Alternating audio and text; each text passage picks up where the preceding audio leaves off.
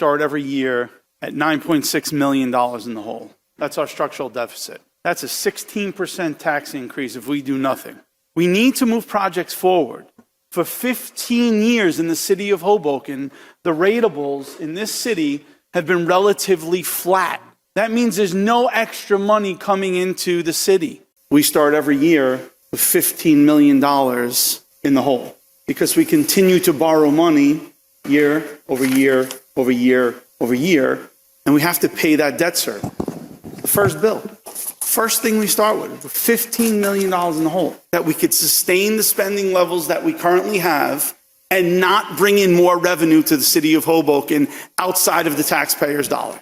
Let's talk about our structural deficit. You see these two little ones here, the blue, municipal levy and ratables? In 16 years, we haven't done a thing to increase our ratables. That's why it's so small. That's how you pay for those wants.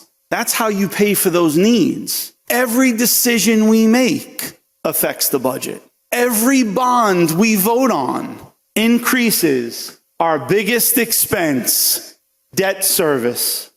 That is where, on day one of each budget cycle, we have to come up with that $17 million. Why? Because we put it on the credit card. Our former business administrator made it a very clear point that he wanted to talk about our structural deficit and borrowing from surplus. We're actually increasing that borrowing from surplus from our parking utility by the sum of about $300,000 more.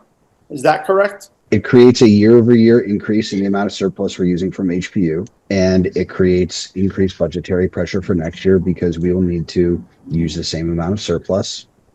And we don't have any plans for a reduction in our structural deficit for next year, right?